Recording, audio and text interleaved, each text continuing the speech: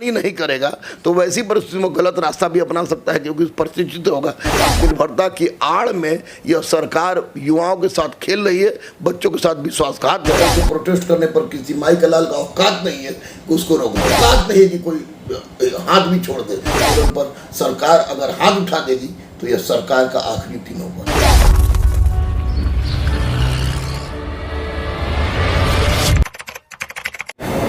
नमस्कार, आप देख रहे हैं लाइव लॉन्ग न्यूज़। मैं हूं आपके साथ खुशबू रॉय। लगातार पिछले 2 से 3 दिनों से बिहार ही नहीं पूरे भारतवर्ष में बच्चों के द्वारा उग्र प्रदर्शन कहीं ना कहीं देखा जा रहा है। हाल ही में जब से भारत सरकार के द्वारा अग्निपथ स्कीम जारी किया गया है, बच्चों में उग्रता और प्रदर्शन हर तरफ देखने को मिल रहा है। आखिर में अग्निपथ स्कीम क्या है और क्यों इस स्कीम को लेकर लगातार बच्चे उग्र हो रहे हैं?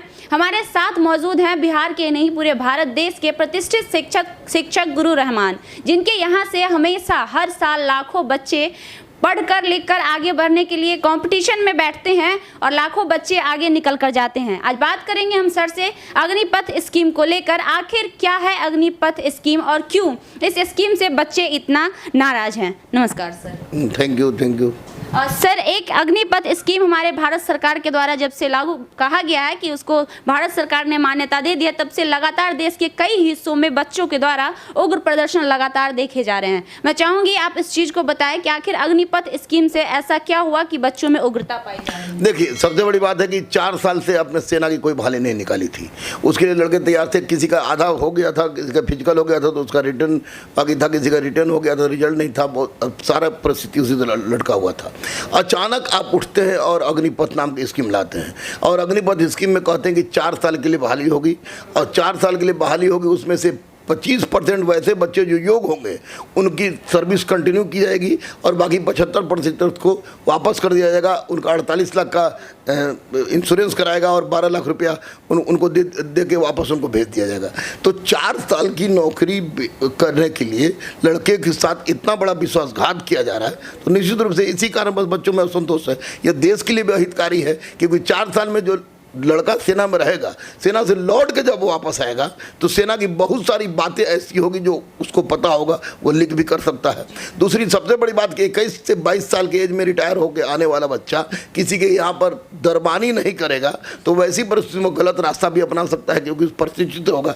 तीसरी सबसे महत्वपूर्ण बात कि गाँव देहात के बच्चों का, गरीब के बच्चों का एक सपना होता है कि सेना में जाए, देश की सेवा करे। वैसी परिस्थिति में सेना में जाएगा और देश में जाएगा और 75% वापस कर दिया जाएगा तो उसको कहा जाएगा कि सेना के लिए योग्य नहीं था, तो मानसिक रूप से उठेगा। निश्चित रूप से यह बेरोजगारी बढ़ाने का बहुत बड़ा प्रयास है। आत्मनिर्भरता की आड़ में यह सरकार युवाओं के साथ खेल रही है, बच्चों के साथ विश्वासघात है। इसका कोई लाभ अभी नहीं है, भविष्य में क्या होगा उसकी बात छोड़ दीजिए, लेकिन वर्तमान में बच्चों के साथ गलत हो रहा है। लेकिन बच्चे इसके विरोध में तोड़फोड़ कर रहे हैं, आग लगा रहे हैं, ट्रेन में आग लगा रहे हैं, पत्थरबाजी कर रहे हैं, वो भी गलत है, क्योंकि देश की सेवा में जा रहे हो आप और देश की सेवा में जा रहे हो और ट्रेन आग लगा रहे हो, तो किसी भी दृष्टिकोण से ये क्रिमिनल एक्टिविटीज है, वैसी परिस्थिति में गलत है।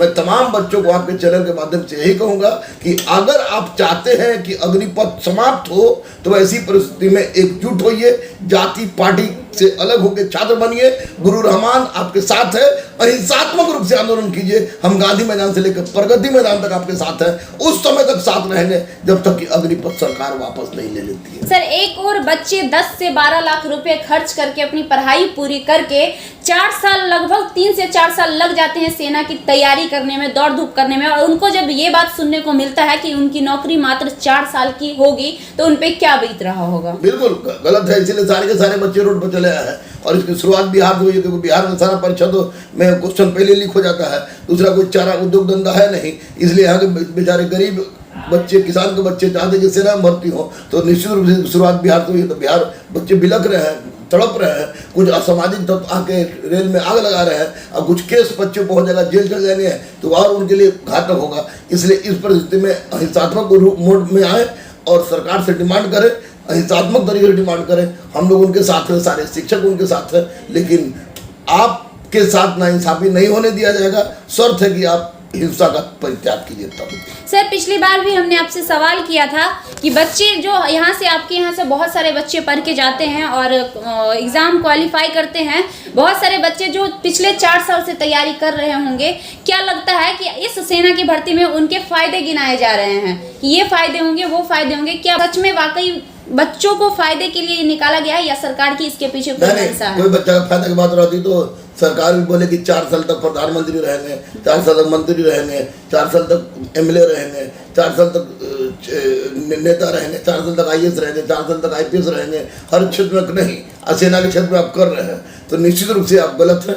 कोई फायदा नहीं है, नुकसान है, नुकसान ज़्यादा है, देश के लिए भी नुकसान है, बच्चों के लिए भी नुकसान है और सूचना लीक हो जाने का भी बहुत बड़ा डर रहेगा और बच्चे जो वहाँ से प्रशिक्षित आएंगे, बेरोजगार हो जाएंगे तो निश्चित रूप से गलत दिशा में पड़ सकते हैं। इसलिए अग्निपथ किसी भी दृष्टिकोण से उपयुक्त नहीं है, लाभदायक नहीं है, इसको समाप्त कर देना चाहिए। अब पुरानी प्रक्रिया से जो चल रही थी तो अविलंब बहाली ली जाए और 2 साल जो कोरोना के चक्कर में बहाली रुकी हुई थी वो 2 साल का ग्रेस भी दिया जाए, तब सरकार को हम लोग समझें कि सरकार बच्चों के बारे में सोचती है, बच्चों के लाभ के बारे में सोचती है। सर एक और जितने भी सरकारी पदाधिकारी होते हैं और सरकार के जितने भी नेतागण होते हैं, रिटायरमेंट के बाद 5 सालों के बाद उन्हें पेंशन की सुविधा दी जाती है और दूसरी ओर जो बच्चे पढ़ के जो हमारे देश का सेवा करते हैं अपने जान पर खेल कर, इतने यहाँ तक कि कितने बच्चे जान भी गंवा देते हैं, उनके लिए रिटायरमेंट के बाद पेंशन की बात नहीं की जाती है सरकार के द्वारा, ये कहाँ तक सही है? ये सरकार चुनावी हथकंडा छोड़ा है। सरकार को शिक्षा, सरकार जो है केंद्र की सरकार हो या राज्य की सरकार हो, उसने शिक्षा को 5वीं विषय के रूप में शामिल कर दिया है। युवा की सोच कोई नहीं सोच रहा है, ना पक्ष सोच रहा है ना विपक्ष सोच रहा है, युवा मरे उससे किसी को कोई फर्क नहीं है। चुनाव होगा तो सब पार्टी लोग चिल्लाएगा कि युवाओं की सरकार, युवाओं की सरकार, युवाओं की सरकार।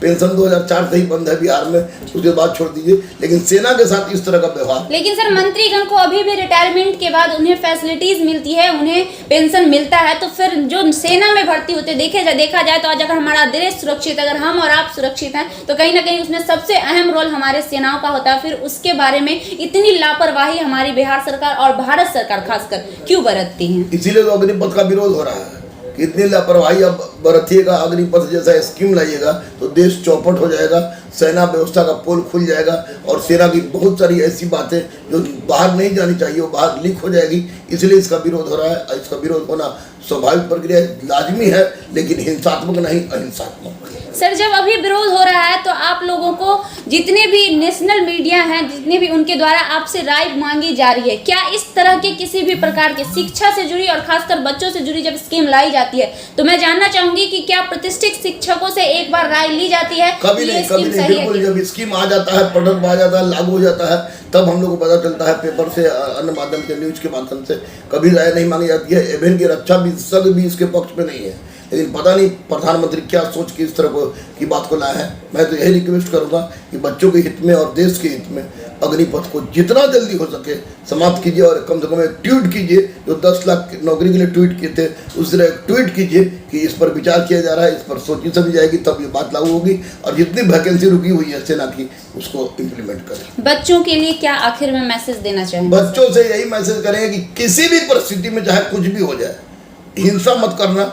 हिंसा करोगे तुम्हारा आंदोलन कुंद हो जाएगा, हिंसा करोगे तुम नौकरी से वंचित हो जाओगे, अहिंसा के मार्ग पर चलोगे तो गुरु रहमान जैसे अनेक शिक्षक तुम्हारे साथ गांधी मैदान से प्रगति मैदान तक चलने के लिए तैयार है। और उस समय तक जब तक सरकार अग्निपथ वापस नहीं ले लेती है तब तक तुम्हारे साथ रहेगी, जान काहे नहीं चल जाए। लेकिन हिंसा करोगे तो इससे हम लोग कोई लेना देना। सर एक और सवाल करना चाहेंगे, जब आपने हिंसा और अहिंसा की बात की, एक और हमारा संविधान हमें ये हक देता है कि अगर हमारे हित में कोई चीज़ नहीं होता है तो उसको लेकर हम प्रोटेस्ट कर सकते हैं, सरकार से मांग रख सकते हैं। वहीं दूसरी ओर जब बच्चे प्रोटेस्ट करते हैं, सड़कों पर उतरते हैं तो उनके ऊपर FIR कर दिया जाता है और उनके कैरियर को बर्बाद करने का कोशिश किया जाता है, ये कहाँ तक सही है? प्रोटेस्ट का मतलब ट्रेन जलाना नहीं होता है, प्रोटेस्ट का मतलब आग लगाना नहीं होता है, प्रोटेस्ट का मतलब पत्थर चलाना नहीं होता है। और अहिंसात्मक रूप से गांधीवादी मार्ग पर चल के प्रोटेस्ट करने पर किसी माई का लाल का औकात नहीं है कि उसको रोक दे। बच्चे 1 लाख आ जाएं, अहिंसात्मक रूप से रहें, फिर देखते हैं किसके लाठी में कितनी ताकत है। औकात नहीं है कि कोई हाथ भी छोड़ दे, लेकिन ट्रेन में आग लगा दीजिएगा, पत्थर चलाइएगा, लूट लीजिएगा, तो ये प्रोटेस्ट का तरीका नहीं है, बिल्कुल गलत तरीका है, उसका मैं विरोध करता हूँ। लेकिन अहिंसात्मक तरीके से किए गए आंदोलन पर सरकार अगर हाथ उठा देगी तो यह सरकार का आखिरी दिन होगा। जी, बहुत बहुत धन्यवाद सर, आपने सभी बातों को क्लियरिफाई किया और आपने हमें समय दिया। Thank you, thank you, thank you. हमारे साथ हैं रहमान सर। ऑलरेडी आप परिचित होंगे क्योंकि परिचय के मोहताज नहीं है। एक बार मैं फिर से दोहराना चाहूंगी कि पटना के पहले ऐसे शिक्षक जो कि मात्र 11 रुपए से बच्चों को शिक्षा देना शुरू किए थे, और शायद मुझे लगता है कि बिहार के जितने भी मध्यम और गरीब वर्गीय जितने भी छात्र होंगे उनके लिए बहुत बड़ा सुनहरा मौका रहमान सर ने दिया था उन लोगों को, और आज भी इनकी ये चीजें जारी है, क्योंकि आज भी इनका कितना सर, वो 101 रुपये, आज भी इनका फी 101 रुपया है, जो कि बच्चों के लिए बहुत ही हित में है। इसलिए किसी भी मुद्दे पर मुझे लगता है कि बिहार सरकार या भारत सरकार जब भी शिक्षा से जुड़े मुद्दे पर सवाल उठाती है तो एक बार शिक्षकों की राय जरूर लेनी चाहिए, क्योंकि लाखों बच्चे इनके यहाँ से पढ़कर निकलते हैं और शिक्षा के लिए अग्रसर होते हैं। हालांकि देखना ये है कि अब इतना प्रोटेस्ट होने के बाद और शिक्षकों की राय जानने के बाद भारत सरकार इस पे क्या पहल करती है। क्या अग्निपथ स्कीम में कोई बदलाव आता है, या हर बार की तरह इस बार भी अग्निपथ स्कीम बच्चों पर थोपा जाता है?